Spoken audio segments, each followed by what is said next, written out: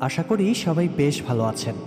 আজকের মুভিটা মূলত জেলের কয়েকজন কয়েদির জীবন এবং তাদের জেল থেকে পালানোর পরিকল্পনাকে ঘিরে। এই কয়েদিদের মধ্যে যেমন ছিনতাইকারী রয়েছে, ঠিক তেমনি আবার একজন আর্কিটেক্টও আছে। তবে এই সাধারণ কয়েদিরা অতিষ্ঠ হয়ে গিয়েছিল জেলে থাকা দুইটা গ্যাংয়ের অত্যাচারে। এই গ্যাংয়ের লিডাররা তাদের প্রভাব বিস্তারের জন্য সারাক্ষণ ঝামেলা বাঁধাতো। কিন্তু ঘটনাক্রমে কোনো একটা পরিস্থিতিতে এসে এই দুই গ্যাংয়ের লিডার এবং সেই ছিনতাইকারী আর আর্কিটেক্ট মিলে এক হয়ে যায়। আর এরপর তারা যা ঘটায় সেটাই এখন আমরা দেখব ব্রেকআউট ব্রাদার্স নামের এই মুভিটি থেকে। তবে এই মুভির কাহিনী দর্শকদের এতটাই ভালো লেগেছিল যে পরবর্তীতে আরও দুইটা পার্ট রিলিজ হয়েছিল। তাই এটা দেখার পর যদি আপনাদের কাছে ভালো লাগে তাহলে বাকি দুইটা পার্টও আমি আমার পরবর্তী দুইটা ভিডিওতে নিয়ে আসব। মুভির শুরুতেই আমরা গল্পের প্রধান চরিত্র চ্যাংকে দেখতে পাই। সে চায়নার একটা জেলে বন্দি ছিল। তবে জেলে থাকাটা তার কাছে শান্তির বিষয়। বাইরে ছোটোখাটো চুরি ছিনতাই করেও তিনবেলার খাবার জোগাড় করতে তার কষ্ট হয়ে যেত। কিন্তু জেলে তার তিনবেলা খাওয়া এবং থাকার ভালো ব্যবস্থা হয়ে গিয়েছে। তাহলে আর কি লাগে তার? তার মা আর গার্লফ্রেন্ড প্রায় সময় তার সাথে জেলে দেখা করতে আসতো। একদিন সেই জেলে মার্ক নামের একজন নতুন কয়েদি আসে। জেলে আসা মাত্রই স্কার নামের এক পুরনো কয়েদি তার দলবল নিয়ে এসে তাকে মারতে শুরু করে। সেটা দেখে জেলের গার্ডরা তাদেরকে জেলারের কাছে নিয়ে যায়। সেখানে গিয়ে তারা জানতে পারে দীর্ঘ 30 বছর পর জেলার প্রমোশন পেতে চলেছে, আর সে 3 মাসের মধ্যেই এখান থেকে চলে যাবে। তাই সে সব কয়েদিদের কাছে অনুরোধ করে যে তারা যেন এই সময়টুকু শান্ত হয়ে থাকে। কয়েদিরাও তার কথা মেনে নেয়। তবে মার্কের রাগ কমে না, আর রাগ হওয়াটাই তো স্বাভাবিক, কেননা কোনো দোষ ছাড়াই তাকে মার খেতে হয়েছে। চ্যাং সেটা বুঝতে পেরে তাকে গিয়ে বোঝায় যে তার এখন স্কার্টদের সাথে ঝগড়া করতে যাওয়াটা ঠিক হবে না, তাহলে তারা আবারও তাকে পেটাতে পারে। মূলত স্কার্ট ছিল খুনের আসামি, তার যাবজ্জীবন সাজা হয়েছে, যে কারণে জেল থেকে বের হওয়া তার পক্ষে সম্ভব নয়। আর তাই সে যে কোনো রকম অন্যায় করতে দ্বিধাবোধ করে না। সে জেলের ভিতর একটা গ্যাং বানিয়ে অন্যান্য কয়েদিদের উপর অত্যাচার করে। তো চ্যাং আর মার্ক মিলে কথা বলছিল, এরই মাঝে সেখানে ল্যাম নামের এক কয়েদি আসে। তাকে সবাই বিগ রোলার নামে ডাকত। সে আসা মাত্রই বাকিরা তাকে বস বস করে ডাকতে শুরু করে। সেখান থেকে জানা যায় ওই জেলে একটা নয় বরং দুইটা গ্যাং আছে। একটা স্কারের আর দ্বিতীয়টা হচ্ছে ল্যাম মানে বিগ রোলারের। ল্যামও খুনের আসামি এবং তারও যাবজ্জীবন কারাদণ্ড হয়েছে। স্কার এবং সে প্রকাশ্য শত্রু। তবে এই জেলে ল্যামের পাওয়ার বেশি থাকায় স্কার সব সময় তার সাথে লড়াই করার সুযোগ পেত না। তাই চ্যাং মার্ককে পরামর্শ দেয় যে তার ল্যামের গ্যাংয়ে জয়েন করা উচিত, তাহলে স্কারকে নিয়ে কোনো চিন্তা করতে হবে না। মার্ক তার কথায় রাজি হলে চ্যাং তাকে নিয়ে ল্যামের কাছে যায়। আর যাওয়ার পথে সে মার্ককে ওয়ার্নিং দেয় যে সে যেন কোনো মতেই ল্যামের মেয়েকে নিয়ে কোনো কথা না বলে, কারণ ল্যামের মেয়ে হচ্ছে তার উইক পয়েন্ট। সে তার মেয়েকে ভীষণ ভালোবাসে। কিন্তু দুঃখের বিষয়, ছোটবেলায় একটা দুর্ঘটনায় তার মেয়ে মারা গিয়েছে। অবশ্য ওই ঘটনার সাথে ল্যামের জেলে আসার বিষয়টাও জড়িত, কিন্তু সেটা ঠিক কিভাবে তা আমরা পরে জানতে পারবো। তো চ্যাং এবং মার্ক ল্যামের কাছে গিয়ে দেখে সে তার মেয়ের একটা ছবি নিয়ে তার জন্মদিন পালন করছে। এরপর ল্যামের সাথে মার্কের পরিচয় করিয়ে দেওয়া মাত্রই সেও মার্ককে ধরে নিয়ে গিয়ে মারতে শুরু করে। এসব দেখে চ্যাং ভীষণ কনফিউজ হয়ে যায়, কারণ ল্যাম সচরাচর কারো গায়ে হাত তুলত না। তবে তার মেয়ের সাথে জড়িত কোনো বিষয় হলে সে কাউকেই ছেড়ে দেয় না। সেখান থেকে আমরা জানতে পারি যে মার্ক একজন আর্কিটেক্ট, সেই সাথে সে একটা কনস্ট্রাকশন ফার্মের মালিক। আর একদিন তার বানানো একটা বিল্ডিংয়ে আগুন লেগে যায়। সেই আগুন লাগার দায়ে মার্কের 5 বছরের সাজা হয়। তবে ঘটনাক্রমে ওই বিল্ডিংয়ে ল্যামের মেয়ের কিছু জিনিসপত্র ছিল, যেটা ওই আগুনে পুড়ে গিয়েছিল। আর এই কারণেই ল্যাম মার্ককে মেরেছে। কিন্তু সত্যিটা হলো মার্ক ওই ঘটনার সাথে কোনোভাবেই জড়িত নয়, তাকে মূলত ফাঁসানো হয়েছিল সেখানে। তো পরদিন চ্যাংয়ের গার্লফ্রেন্ড তার সাথে দেখা করতে আসে, কিন্তু এবার তার সাথে চ্যাংয়ের মা ছিল না। চ্যাং তার কাছে মায়ের ব্যাপারে জানতে চাইলে সে কোনো উত্তর দেয় না। তার চোখে মুখে চিন্তার ছাপ স্পষ্ট বোঝা যাচ্ছিল। একটা পর্যায়ে মেয়েটা তাকে জানায় যে তার মা হসপিটালে ভর্তি। তার কিডনিতে একটা মারাত্মক সমস্যা হয়েছে, যার কারণে তার নতুন কিডনি প্রয়োজন, আর তার পরিবারের যে কেউ তাকে কিডনি দিতে পারবে। কিন্তু সমস্যা হচ্ছে চ্যাংয়ের পরিবারে সে আর তার মা ছাড়া তো আর কেউই নেই। তাই এখন চ্যাংকেই তার মাকে কিডনি দিতে হবে। কিন্তু সে এই পুরো বিষয়টা মেনে নিতে পারে না। তখন তার গার্লফ্রেন্ড তার উপর রেগে গিয়ে বলে ওঠে যে সে তো কোনোদিনই তার মায়ের প্রতি দায়িত্ব পালন করেনি, এমনকি তার সাথে সময় কাটানোর বদলে সে জেলে এসে শান্তিতে জীবন কাটাচ্ছে। তার লজ্জা হওয়া উচিত। কথাগুলো বলে মেয়েটা সেখান থেকে চলে যায়, আর চ্যাং মন খারাপ করে সেখানেই বসে থাকে। এদিকে মার্কের সাথে তার বিজনেস পার্টনার দেখা করতে আসে। মার্ক তাকে জানায় যে সে জামিনের জন্য চেষ্টা করছে। তখন তার পার্টনার বলে ওঠে তার জামিন না নিয়ে বরং চুপচাপ সাজা শেষ করে বেরোনো উচিত। আসলে এই লোকটাই মার্ককে ফাঁসিয়েছিল যাতে মার্কের অবর্তমানে সে কোম্পানি লুটে পুটে খেতে পারে। তাই মার্কের জামিনের কথা শুনেই লোকটা রেগে যায়। তবে মার্কও জিদ ধরে বসে যে সে যেভাবেই হোক জামিন নেবেই।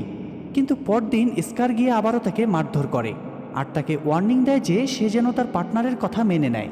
আসলে স্কারকে মূলত পার্কের পার্টনার হায়ার করেছিল। মার্ক এখানে বুঝে উঠতে পারছিল না যে সে এই সমস্যা থেকে কিভাবে মুক্তি পাবে। এমন সময় সেখানে জেলারকে দেখে সে সিদ্ধান্ত নেয় যে সে স্কারের ব্যাপারে জেলারের কাছে কমপ্লেইন করবে। কিন্তু চ্যাং এসে তাকে বাধা দেয়, কারণ স্কারের সাথে জেলারের খুব ভালো সম্পর্ক। তাই কমপ্লেইন করে কোনো লাভ হবে না, বরং এই কারণে মার্ককে ফাইন দিতে হবে। তাই মার্ক তখন চ্যাংয়ের কথা মেনে নেয়। কিন্তু পরদিন স্কার আবারও এসে তাকে শাসায় আর হুমকি স্বরূপ একটা ব্রাশের সুচালো হ্যান্ডেল তার আঙ্গুলে গেঁথে দেয়। সেখানে যেহেতু মার্ক একা ছিল তাই তাকে কেউ সাহায্যও করে না। তারা চলে যাওয়ার পর মার্ক সেখানে বসে কাঁদতে শুরু করে। একে তো বিনা দোষে জেল খাটতে হচ্ছে, তার উপর আবার প্রতিনিয়ত টর্চার। সব মিলিয়ে সে ভীষণ ভেঙে পড়েছিল। তাই স্কারের ফেলে রেখে যাওয়া ব্রাশের টুকরোটি দিয়ে সে সুইসাইড করতে চায়। ঠিক সেই সময় চ্যাং গিয়ে তাকে বাধা দেয় আর তাকে বলে যে সে যেহেতু একজন আর্কিটেক্ট তাহলে তাকে তার স্কিলটা কাজে লাগাতে হবে। মার্কো তখন আমাদের মতোই চ্যাংয়ের কথার মাথামুন্ডু কিছুই বুঝতে পারে না। আসলে মায়ের অসুস্থতার ব্যাপারে জানার পর চ্যাং জেলারের কাছে কিছুদিনের জন্য জেল থেকে বের হওয়ার পারমিশন চেয়েছিল, যাতে সে হসপিটালে গিয়ে তার মায়ের জন্য কিডনি দিয়ে আসতে পারে। সে এটাও জানায় যে কাজ শেষে সে আবারও জেলে ফিরে আসবে।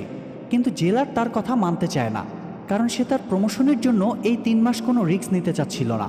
তাই সে চ্যাংকে 3 মাস অপেক্ষা করতে বলে। কিন্তু চ্যাংয়ের হাতে তো সময় ছিল না। তাই সে জেলারকে অনেক অনুরোধ করে, কিন্তু তাতে কোনো লাভই হয় না। উল্টো সে বিরক্ত হয়ে চ্যাংকে রাত পর্যন্ত গ্রাউন্ডে চক্কর কাটার শাস্তি দেয়। চ্যাং বিষয়টা মেনে নিতে পারে না, কারণ শুরু থেকেই সে জেলের সব নিয়মকানুন মেনে চলেছে। তবুও সে চুপচাপ গ্রাউন্ডে চলে যায়। সেখানে দৌড়াতে দৌড়াতে হঠাৎ সে বাউন্ডারি পার হয়ে পালানোর চেষ্টা করে।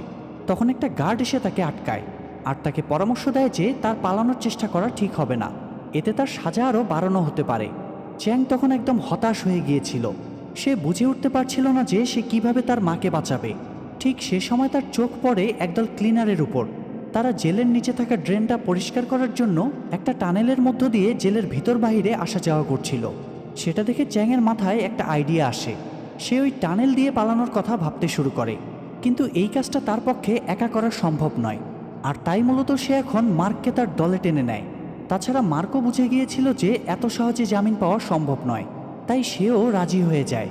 তো এরপর তারা প্ল্যানিং করতে শুরু করে। তাদের প্ল্যান ছিল যে তারা প্রথমে পাওয়ার সাপ্লাই রুমে ঢুকে সেখানকার সুইচগুলো বন্ধ করে দেবে, যাতে জেলের সব লাইট এবং সিসিটিভি ক্যামেরাগুলো বন্ধ হয়ে যায়। আর এরপর তারা টানেলের ঢাকনা খুলে ভেতরে ঢুকে যাবে এবং জেলের বাইরে থাকা মুখটা দিয়ে বেরিয়ে পালিয়ে যাবে। কিন্তু সমস্যা হলো, তারা যে ভেন্টিলেটরের মধ্য দিয়ে পাওয়ার সাপ্লাই রুমে পৌঁছাবে সেটার মুখ ছিল ল্যামের রুমে, আর সেখানে যাওয়া মানে মৃত্যুকে দাওয়াত দেওয়া। এসব ভেবে তারা খুব ঘাবড়ে যায়। এরপর সিন শিফট হলে আমরা দেখতে পাই ল্যামের কাছে একটা খাম পাঠানো হয়েছে। ল্যাম সেটা খুলে তার মেয়ের একটা ছবি দেখতে পায়। মূলত খামটা চ্যাং পাঠিয়েছিল, তাই সে তৎক্ষণাৎ চ্যাংয়ের কাছে যায়। সেখানে গিয়ে সে কম্পিউটারে তার মেয়ের আরও কিছু ছবি দেখতে পায়। সেগুলো দেখে সে অনেক ইমোশনাল হয়ে পড়ে। কিন্তু প্রশ্ন হচ্ছে, চ্যাং ল্যামের মেয়ের ছবি কোথা থেকে পেল? আসলে সে একদিন মেয়েটার পার্স চুরি করেছিল আর সেখান থেকেই এই ছবিগুলো পেয়েছিল। কিন্তু সে জানতো না যে সেটা ল্যামের মেয়ে। তবে সেদিন ল্যাম যখন তার মেয়ের জন্মদিন পালন করছিল তখন সে ছবিটা দেখে বুঝতে পারে ওই মেয়েটা ল্যামেরই মেয়ে। তার মানে ল্যাম যে এতদিন তার মেয়েকে মৃত ভেবে এসেছে সেটা আসলে ভুল ছিল। এরপর চ্যাং থেকে এটাও জানায় যে সে মেয়েটাকে তার ফিয়ন্সের সাথে দেখেছিল। কিছুদিনের মধ্যেই তাদের বিয়ে হতে যাচ্ছে। এটা শুনে ল্যাম ভীষণ অবাক হয়। তারপর সে চ্যাংকে জিজ্ঞেস করে যে সে এর পরিবর্তে কি চায়। তখন চ্যাং তাকে সব কিছু খুলে বলার সময় সে ভয় পাচ্ছিল যে ল্যাম আবার তাদের নামে কমপ্লেইন করে দেয় কিনা। কিন্তু ল্যামের কথা শুনে চ্যাংরা দুজনই অবাক হয়ে যায়। ল্যাম তাদের সাহায্য করতে রাজি হয় ঠিকই, কিন্তু একটা শর্তে। সেও চ্যাংদের সাথে পালাতে চায়, কারণ সে নিজের চোখে তার মেয়ের বিয়েটা দেখতে চাচ্ছিল। এতগুলো বছর সে জেনে এসেছে যে তার মেয়ে আর বেঁচে নেই, আর এখন সেই মেয়ের বিয়ের কথা শুনে কোনো বাবা কিভাবে নিজেকে কন্ট্রোল করতে পারে। তো মেয়ের কথা ভাবতে ভাবতেই ল্যামের অতীতের কথাগুলো মনে পড়ে যায়। সেদিন সে তার পুরো পরিবারকে নিয়ে ডিনার করতে গিয়েছিল। সেখান থেকে জানা যায় তার আর তার ওয়াইফের সম্পর্ক ভালো ছিল না। আসলে বিজনেসের কারণে ল্যামের অনেক শত্রু তৈরি হয়ে গিয়েছিল, আর এই বিষয়টা তার ওয়াইফ মেনে নিতে পারত না। এটা নিয়ে তাদের মধ্যে প্রায় ঝগড়া হতো। তো সেই রেস্টুরেন্ট থেকে বেরোনোর সময় হঠাৎ ল্যামের এক শত্রু তাদের উপর অ্যাটাক করে। তখন তার মেয়ে গুরুতরভাবে আহত হয়। সেটা দেখে ল্যাম রাগের মাথায় সেই লোকটাকে মেরে ফেলে, আর সেই মার্ডার কেসেই তার সাজা হয়েছে।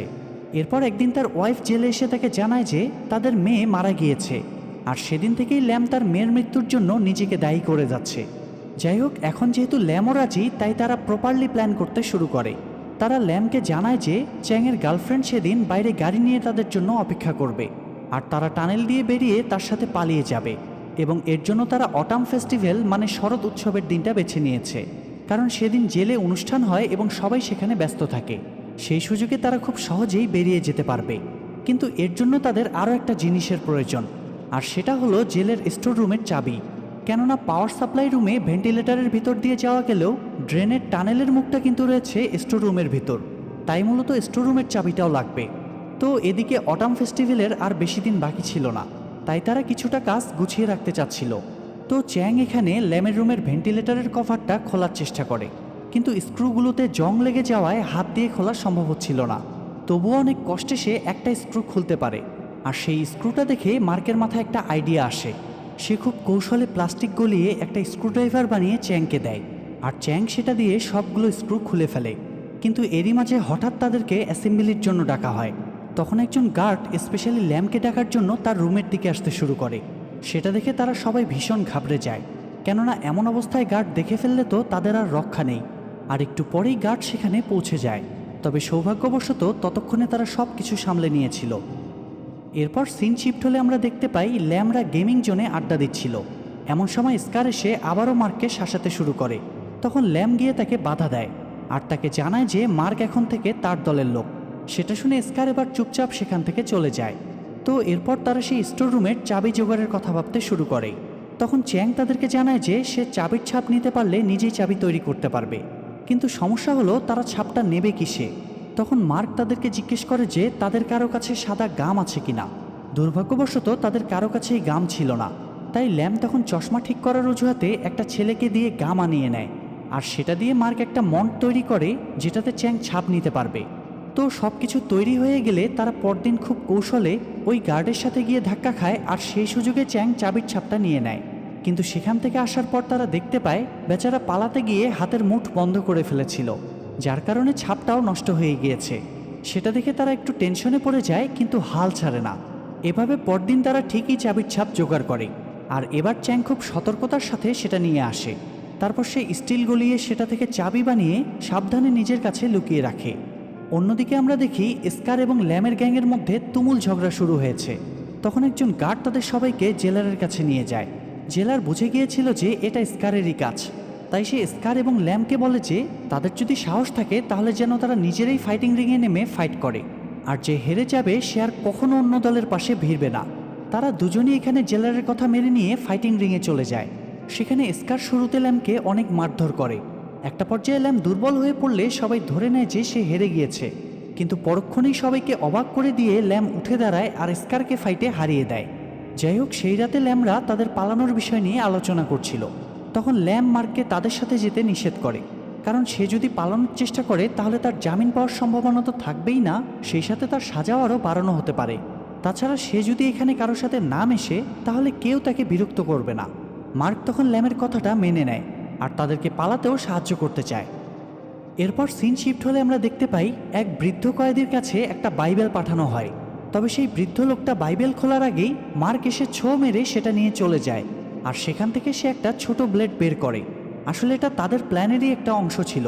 তারা একদিন সুযোগ বুঝে ল্যামের রুমে থাকা ভেন্টিলেটরের ভেতরে ঢুকেছিল, কিন্তু সেটা দিয়ে পাওয়ার সাপ্লাই রুমে পৌঁছে দেখে সেখানে লোহার শিক দিয়ে রাস্তাটা আটকানো।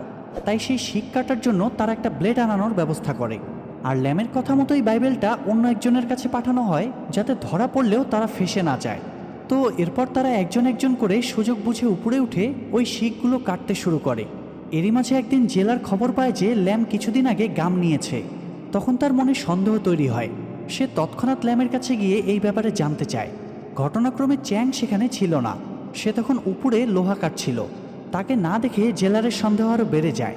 সে চ্যাংয়ের ব্যাপারে ল্যামের কাছে জানতে চাইলে ল্যাম কোনো উত্তর দেয় না। তখন স্কার হঠাৎ পেছন থেকে বলে উঠে যে সে ল্যামদের ব্যাপারে কিছু বলতে চায়। সেটা শুনে ল্যামরা টেনশনে পড়ে যায়, কিন্তু অদ্ভুত বিষয় হলো স্কার তাদের প্রশংসা করতে শুরু করে। তো এরপর জেলারের নির্দেশে গার্ডরা চ্যাংকে খুঁজতে চলে যায়। আর ভেতরে গিয়ে তারা তাকে এক কোণার ভেতর ঘুমিয়ে থাকতে দেখে। তখন গার্ডরা তাকে বাইরে বের করে এনে কাজে লাগিয়ে দেয়। কিন্তু এরই মাঝে বাধে আরেক বিপত্তি। স্কার তাদের তিনজনকে আড়ালে ডেকে জানতে চায় যে তারা কি প্ল্যান করছে। কথাটা শুনে ল্যামরা একটু ঘাবড়ে যায় এবং বিষয়টা অস্বীকার করার চেষ্টা করে। তখন স্কার চ্যাংয়ের বানানো সেই চাবিটা তাদেরকে দেখায়। আসলে সে বেশ কিছুদিন ধরেই ল্যামদের উপর নজর রাখছিল, আর সুযোগ বুঝে চ্যাংয়ের রুম চেক করতেই চাবিটা পেয়ে যায়। তাই ল্যাম এবার বাধ্য হয়ে তাকে সব কিছু খুলে বলে। আর এসব শুনে স্কারও এখন তাদের সাথে পালাতে চায়। সেটা শুনে ল্যামরা আবারও টেনশনে পড়ে যায়, কারণ স্কারের মতো লোককে মোটেও বিশ্বাস করা যায় না। কিন্তু তাদের কাছে তো আর কোনো উপায়ও নেই, তাই সব ভুলে তারা আবারও তাদের কাছে মনোযোগ দেয়। আর এভাবেই চলতে চলতে সেই কাঙ্ক্ষিত দিনটা চলে আসে, মানে সেই শরৎ উৎসবের দিন। তো সেই রাতে জেলের সবাই গ্রাউন্ডে জড়ো হয় অনুষ্ঠানের জন্য। সেখানে বিশেষ অতিথি হিসেবে চেয়ারম্যান উপস্থিত হয়। সে সবার উদ্দেশ্যে ভাষণ দেওয়ার জন্য স্টেজে উঠলে সবার মনোযোগ তার দিকে চলে যায়। আর সেই সুযোগে ল্যামরা তাদের কাজে লেগে পড়ে। তারা প্রথমে ভেন্টিলেটরের টানেলের মধ্য দিয়ে পাওয়ার সাপ্লাই রুমের দিকে এগুতে শুরু করে। আর এতগুলো মানুষের ভারে যেন পাইপটা ভেঙে না যায়, তাই তারা নিজেদের মধ্যে নিরাপদ দূরত্ব বজায় রেখে চলতে থাকে। কিন্তু পাওয়ার সাপ্লাই রুমে পৌঁছানোর আগেই জেলার তাদের গায়েব হওয়ার বিষয়টা জেনে যায় এবং তাদের খুঁজতে বেরিয়ে পড়ে। ততক্ষণে অবশ্য চ্যাংরা পাওয়ার সাপ্লাই রুমে পৌঁছে গিয়েছিল, কিন্তু সেখানে গিয়ে একটা ঝামেলা বাধে। তারা সেখানে থাকা সুইচগুলো বন্ধ করে দেয় ঠিকই, কিন্তু তাতে পাওয়ার অফ হচ্ছিল না। তখন তারা ভীষণ চিন্তায় পড়ে যায়। এতদূর এসে তারা আর হার মেনে নিতে চাচ্ছিল না। তাই আর কোনো উপায় না পেয়ে ল্যাম্প তারগুলো টেনে ছিঁড়ে ফেলে। আর এবার তাদের লাইটগুলো বন্ধ হয়ে যায় ঠিকই, কিন্তু ক্যামেরাগুলো বন্ধ হয় না। এদিকে লাইট বন্ধ হওয়ার কারণে এমার্জেন্সি অ্যালার্ম বেজে ওঠে। তখন জেলার দ্রুত সার্ভার রুমে গিয়ে সিসিটিভি ফুটেজ চেক করলে দেখতে পায় ল্যামরা পালানোর জন্য স্টোর রুমের দিকে এগোচ্ছে। সেটা দেখে তারাও স্টোর রুমের দিকে ছুটতে শুরু করে। এদিকে মার্ক বিষয়টা জানতে পেরে স্কারের একটা লোককে গিয়ে চড় মেরে দেয়। আর সেই সূত্র ধরে দুই গ্যাংয়ের মধ্যে আবারও লড়াই শুরু হয়ে যায়। সেই সুযোগে মার্ক দৌড়ে চলে যায় তার সঙ্গীদের সাহায্য করতে। আর পুলিশের একটা টিম চলে যায় চেয়ারম্যানকে প্রোটেক্ট করতে। এদিকে স্টোর রুমের তালা খুলতে দেরি হচ্ছিল দেখে স্কার ল্যামের উপর অ্যাটাক করে তাকে দ্রুত তালাটা খুলতে বলে। ল্যাম তাকে বোঝানোর অনেক চেষ্টা করে, কিন্তু সে কোনো মতেই বুঝতে চাচ্ছিল না যে এরকম একটা সিচুয়েশনে ধৈর্য ধরা ছাড়া কিছুই করার নেই। তাই ল্যাম বাধ্য হয়ে তাকে আঘাত করে, আর তাতে স্কার অজ্ঞান হয়ে সেখানেই পড়ে যায়। তবে সৌভাগ্যবশত পুলিশ পৌঁছানোর আগেই তারা দুজন স্টোর রুমে পৌঁছে গিয়েছিল। সেই সাথে মার্কও সেখানে চলে এসেছিল। সে তার সঙ্গীদেরকে আশ্বস্ত করে যে সে পুলিশদেরকে সামলে নেবে। এটা বলেই সে বাইরে বেরিয়ে আসে। কিন্তু এতগুলো পুলিশের সাথে সে একা পেরে উঠছিল না। তবুও সে নিজের সর্বোচ্চ দিয়ে চেষ্টা চালিয়ে যায়। সেটা দেখে চ্যাং মেনে নিতে পারছিল না যে তাদের জন্য একটা নিরপরাধ ছেলেকে এত মার খেতে হবে। তাই সে ল্যামকে টানেলের মুখ খুলে বেরিয়ে যেতে বলে, আর নিজে চলে যায় মার্ককে বাঁচানোর জন্য। তবে ততক্ষণে চ্যাংয়ের গার্লফ্রেন্ডও জেলের বাইরে পৌঁছে যায়। কিন্তু ল্যাম এবার বুঝে উঠতে পারছিল না যে তার কি চলে যাওয়া উচিত নাকি মার্কদের বাঁচানো উচিত। তখন হঠাৎ তার মনে হয় যে তাদের মধ্যে একজনও যদি বের হতে না পারে তাহলে তাদের এত কষ্ট পানিতে চলে যাবে। তাই সে টানেল দিয়ে বেরিয়ে জেলের বাইরে চলে আসে। তাকে একা দেখে চ্যাংয়ের গার্লফ্রেন্ড অবাক হয়ে যায়। এমন সময় জেলের গার্ডরা তাদের দিকে এগিয়ে আসলে তারা দ্রুত সেখান থেকে পালিয়ে যায়। আর এদিকে পুলিশের মার খেয়ে চ্যাংদের অবস্থা খুব খারাপ হয়ে পড়ে। তাই তাদের দুজনকেই হসপিটালে পাঠিয়ে দেওয়া হয়। তবে হসপিটালে যেতে পেরে চ্যাং অনেক খুশি হয়ে গিয়েছিল। সে সুযোগ বুঝে ডক্টরকে কিডনি ট্রান্সপ্লান্টের কথা জানিয়ে দেয়, আর ডক্টরও তার কথায় রাজি হয়ে যায়। এরপর সিন শিফট হলে আমরা দেখতে পাই ল্যাম লুকিয়ে লুকিয়ে তার মেয়ের বিয়ের পার্টিতে গিয়েছে। কিন্তু মেয়ের কাছে যাওয়ার আগেই তার ওয়াইফ তাকে বাধা দেয়, আর তাকে ওয়ার্নিং দেয় যে সে যেন কোনোভাবেই তার মেয়ের সাথে দেখা না করে, কারণ সে জানে তার বাবা মারা গিয়েছে। আসলে ল্যামের ওয়াইফ তাদের বাবা মেয়েকে আলাদা রাখতে চেয়েছিল। তাই সে ল্যামকে বলেছিল তাদের মেয়ে মারা গিয়েছে, আর মেয়েকে বলেছিল তার বাবা মারা গিয়েছে। যাই হোক, ল্যাম তখন তার ওয়াইফকে অনুরোধ করে যে তাকে যেন দূর থেকে অন্তত তার মেয়ের বিয়েটা দেখতে দেওয়া হয়। আর এরপর সে আবারও জেলে ফিরে যাবে। তাই তার ওয়াইফ তাকে এবার সেখানে থাকতে দেয়। তখন ল্যাম নিজ চোখে তার মেয়ের বিয়ে দেখে ভীষণ খুশি হয়। খুশিতে তার চোখে পানিও চলে আসে। এরপর তার মেয়ে তার মা অর্থাৎ ল্যামের ওয়াইফকে নিয়ে একটা স্পিচ দেয়, যেখানে সে তার মাকে ধন্যবাদ জানায়, কারণ তার মা ছোটবেলা থেকে তাকে একা হাতে লালন পালন করে বড় করেছে। সেটা শুনে ল্যাম অনেক কষ্ট পায়। তার খুব লজ্জা লাগছিল যে সে হয়তো তার মেয়ের জন্য একজন ভালো বাবা হতে পারেনি। তাই সে কাঁদতে কাঁদতে সেখান থেকে বেরিয়ে যাচ্ছিল। ঠিক সেই সময় তার মেয়ে বলে ওঠে যে সে তার বাবাকেও অনেক ভালোবাসে, আর তার মনে আছে যে তার বাবাও তাকে অনেক ভালোবাসতো, তাকে সব সময় প্রোটেক্ট করত। তাই আজও সে তার বাবাকে খুব মিস করে। কথাটা শুনে এবার ল্যাম ভীষণ ইমোশনাল হয়ে পড়ে। তবে দ্রুত সে সেখান থেকে বেরিয়ে যায়। অন্যদিকে দেখা যায় মার্ককে তার যে পার্টনার ধোঁকা দিয়েছিল একটা মামলার কারণে তারও জেল হয়েছে, আর সেই সাথে ল্যাম এবং চ্যাংও আবার জেলে ফিরে এসেছে। অবশেষে মার্কো এটা ভেবে স্বস্তি পায় যে তার সাথে অন্যায়কারী লোকটা যেমন নিজের কর্মের ফল পেয়েছে, তেমনি আবার চ্যাং এবং ল্যাম তাদের ইচ্ছা পূরণ করতে পেরেছে। তাই তারা এবার খুশি মনে জেলে দিন কাটাতে শুরু করে। এর মধ্যে একদিন চ্যাংয়ের সাথে তার মা আর গার্লফ্রেন্ড দেখা করতে আসে। তার মা এখন বেশ সুস্থ। এদিকে ল্যামের সাথেও তার ওয়াইফ এবং মেয়ে দেখা করতে আসে। আসলে তার ওয়াইফ তার মেয়েকে সত্যিটা জানিয়ে দিয়েছিল, তাই এত বছর পর বাবা মেয়ে মুখোমুখি হতে পেরে দুজনেই ভীষণ খুশি হয়। আর এই সুন্দর মুহূর্তের মধ্য দিয়ে এই গল্পটা এখানেই শেষ হতে পারত, কিন্তু না, এই মুভির আরও 2টা পার্ট আছে যেখানে কাহিনী আরও অন্যদিকে টার্ন নিয়েছে। তাই পরবর্তী